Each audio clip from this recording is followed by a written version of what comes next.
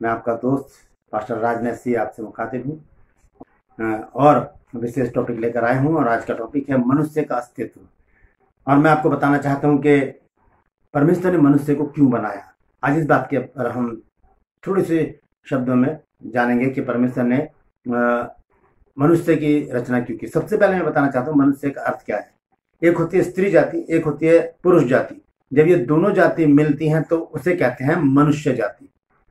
स्त्री और पुरुष दोनों मिलकर मनुष्य जाति बनती है। ठीक है, तो आज हम मनुष्य जाति के विषय में जानेंगे कि परमेश्वर ने क्यों उसको मनुष्य जाति को बनाया। तो मैं आपको बताना चाहता हूँ कि परमेश्वर के स्वर्ग में तीन बड़े स्वर्गदूत थे।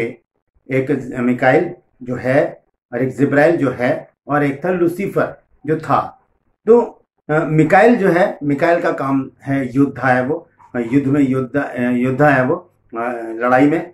दूसरा जो जिब्राइल है वो मैसेंजर है, वो संदेश वाहक है, वो परमेश्वर का संदेश मनुष्य तक पहुंचाता है और ये उसका काम है। तीसरा जो आराधक स्वर्गदूत है वो था आराधक लूसीफर। वो परमेश्वर का आराधक था और परमेश्वर के सामने खड़ा होकर वो बहुत से लाखों करोड़ों स्वर्गदूतों के साथ खड़ा होकर वो परमेश्वर की महिमा करता था, परमेश्वर की तारीफ करता था। और परमेश्वर ने प्रसन्न होकर उसको बहुत कुछ दिया। हम पढ़ सकते हैं, आप पढ़ लीजिएगा, यह हिजकिय्याह 28 अध्याय में उसके बारे में सब कुछ लिखा है। 14 से आगे तो उसके विषय में लिखा है बहुत सारा। वो ज्यादा मैं अगर मैं पढ़ूंगा तो लंबा हो जाएगा, तो आप पढ़ लीजिएगा यह हिजकिय्याह 14 अध्याय और उसकी 28 अध्याय की 14 से। तो वहां पर उसके बारे में लिखा है कि उसके अंदर घमंड आ गया और फिर क्या हो गया, परमेश्वर ने उसको वहां से नष्ट कर दिया। तो ये घमंड किस बात में आया कि परमेश्वर ने उसको बहुत कुछ दिया था, परमेश्वर ने उसको बहुत कुछ दिया। और उसका मैं आपको पढ़कर बताता हूँ। यशायाह नबी की पुस्तक है 14 अध्याय और उसकी 12 आयत। लिखा, हे भोर के चमकने वाले तारे, तू क्यों कर आकाश से गिर पड़ा है? तू तो जाति जाति को हरा देता था, तू अब कैसे काट कर भूमि पर गिराया गया है।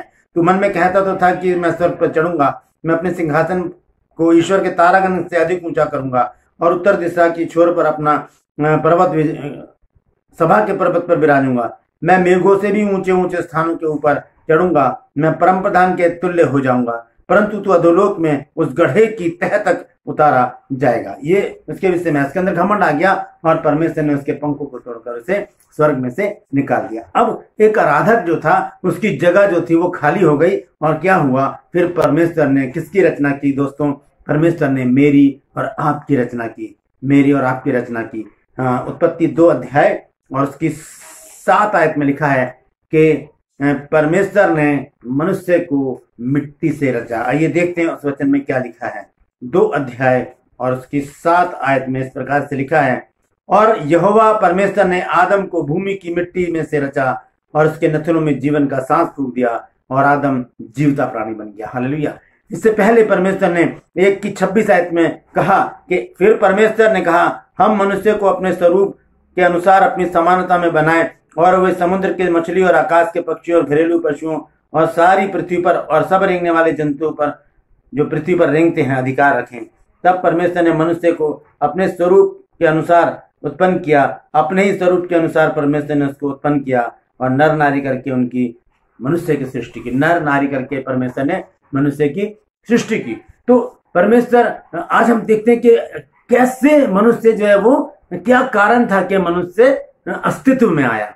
ये मनुष्य का अस्तित्व है क्योंकि एक आराधक था जो परमेश्वर की आराधना करता था और उसे परमेश्वर ने क्या कर दिया, निग्लेक्ट कर दिया। उसके घमंड के कारण उसे स्वर्ग से हटा दिया, क्योंकि वो पहला पाप उसने स्वर्ग में किया, जो घमंड था। परमेश्वर को वो पसंद नहीं आया और परमेश्वर ने उसको हटाया। तब परमेश्वर ने मुझे और आपको बनाया ताकि हम उसका आराधना करें। तो दोस्तों, हमारा ये फर्ज है कि हम परमेश्वर की इस वाचा को पूरा करें। परमेश्वर का जो विश्वास मेरे और आपके ऊपर है, हम उसे पूरा करें और हम उसको महिमा दें, उसकी आराधना करें। क्योंकि यशायाह 43 और उसकी 21 आयत में लिखा है कि इस प्रजा को मैंने अपने लिए बनाया है ताकि ये मेरा गुणानुवाद करे। हालेलुया। तो हम इसीलिए बनाए गए हैं दोस्तों कि हम परमेश्वर का गुणानुवाद करें, ना कि हम किसी संसारिक व्यक्ति का, संसार की किसी भी सृष्टि का हम गुणानुवाद ना करें। सिर्फ और सिर्फ हम परमेश्वर का गुणानुवाद करें। यही हमारा अस्तित्व है, तभी हम अपने अस्तित्व में बने रहेंगे। हालेलुया। परमेश्वर इन वचनों के द्वारा आप सबको आशीषित करें। धन्यवाद।